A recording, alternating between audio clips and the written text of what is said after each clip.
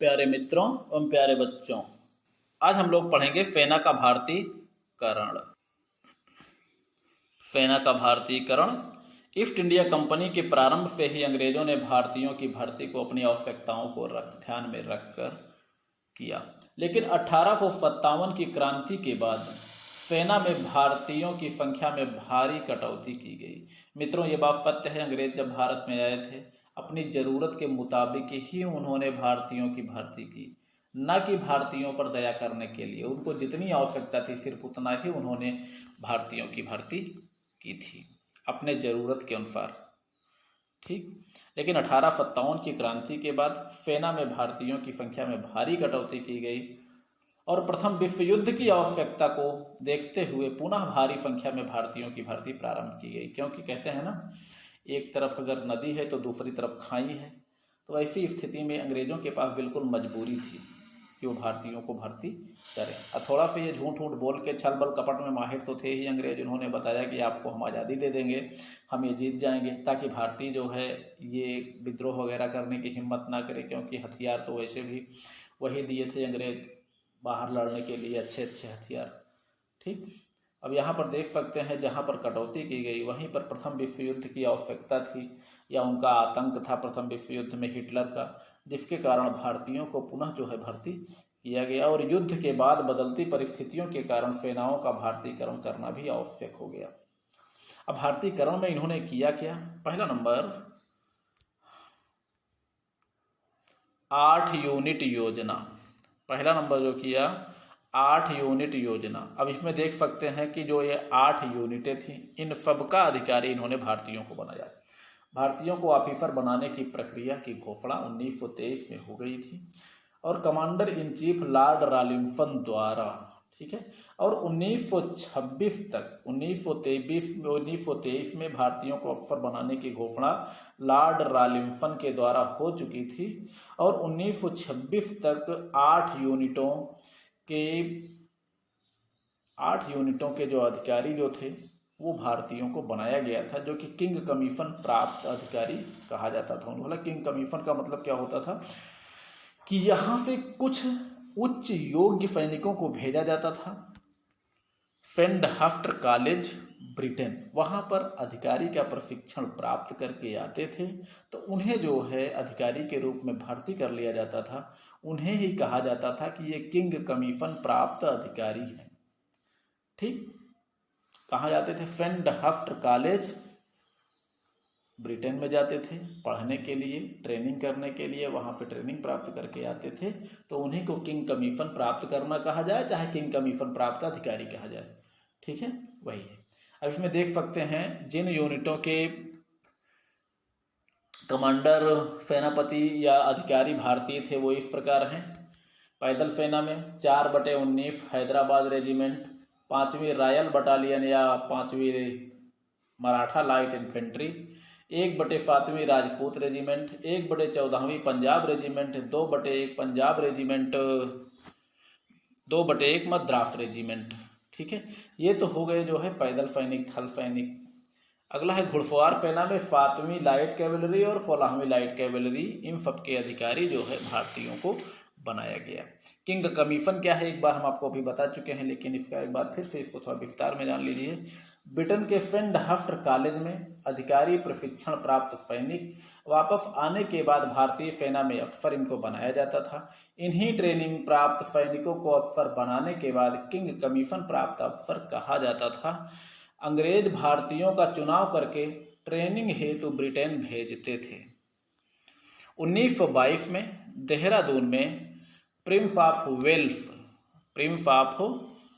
वेल्फ military college की स्थापना की गई, जिसका उद्देश्य था किंग कमीशन की परीक्षा में बैठाना। फरवरी 1925 में भारतीयों द्वारा सभी भारतीय यूनिटों के भारतीयकरण की मांग की गई और फरवरी 1950 में भारतीयकरण की गति तेज करने हेतु एक राजू प्रस्ताव पास किया गया, जिसका अध्यक्ष बनाया गया दीवान बहादुर वेंकटेशपति राजू को। जून 1925 में मेजर जनरल एंड्रेव इफ्किन की अध्यक्षता में इफ्किन समिति का गठन किया गया। इसे द इंडियन फेंडहफ्ट कमेटी के नाम से भी जाना जाता था, जिसका उद्देश्य क्या था?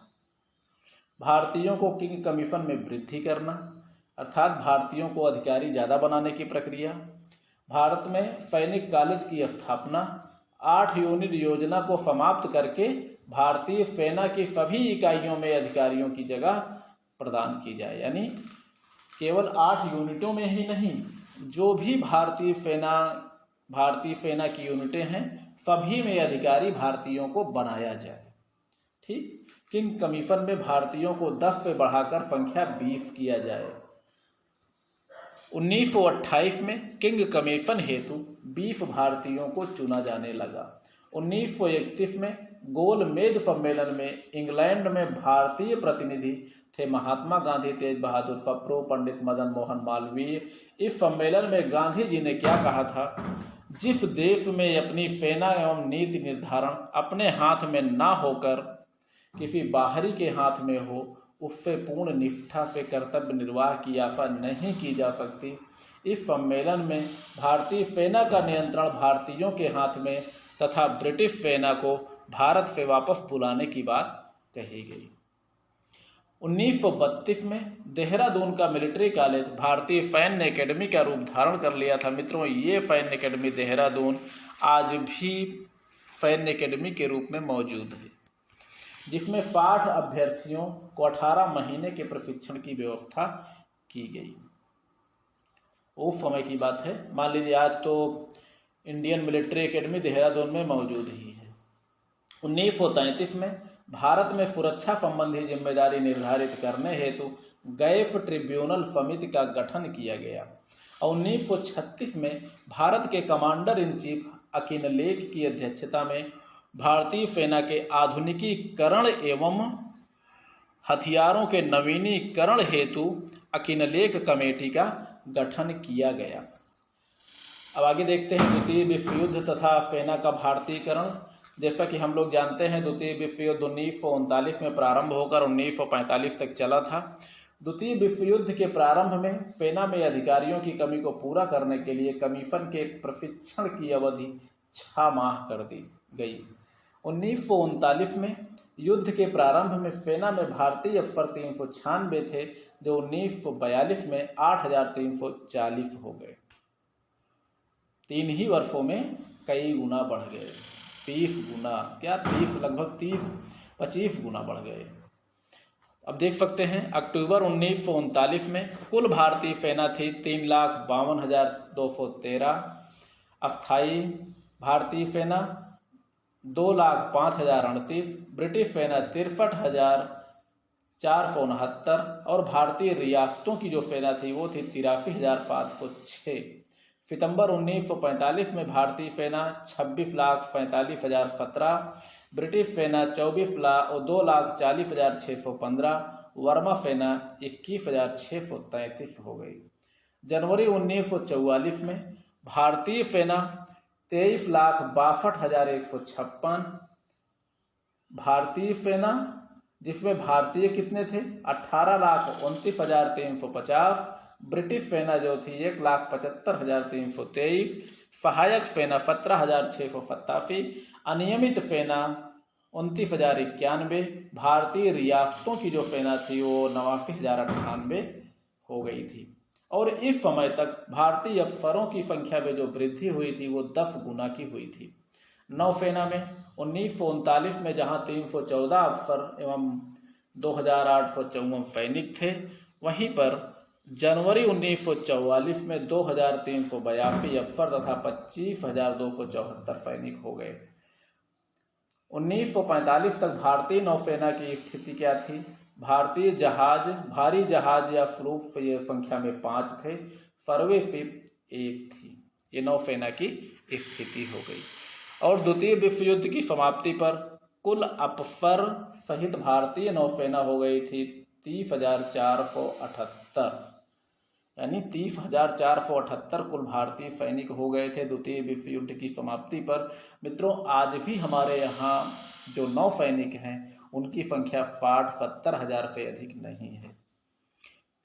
बाकी हम इनके बारे में देख सकते हैं। नौसेना की स्थिति में पेट्रोल टैंकर एक था उस समय, स्टीम ट्रेवल या भाप की शक्ति से चलने वाला पानी का जहाज एक था, मॉडर्न फ्लूप या तेज गति वाले जहाज 6 थे, फ्रिगेट या युद्धपोत 3 थे, माइन स्वीपर या सहायक युद्धपोत जो कि सुरंगों की सफाई करने वाले थे 21 थे, लैंडिंग क्राफ्ट विंग या व्यापारिक नौसेना पोत 41 था, तटरक्षक जहाज उस समय 11 थे।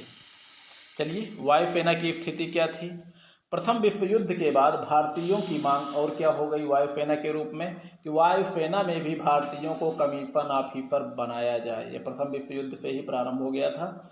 वायुसेना में ऑफिसर बनाने हेतु प्रारंभ में 2 सीटों पर चयन कर उन्हें AF कॉलेज क्रोनवेल भेजा गया।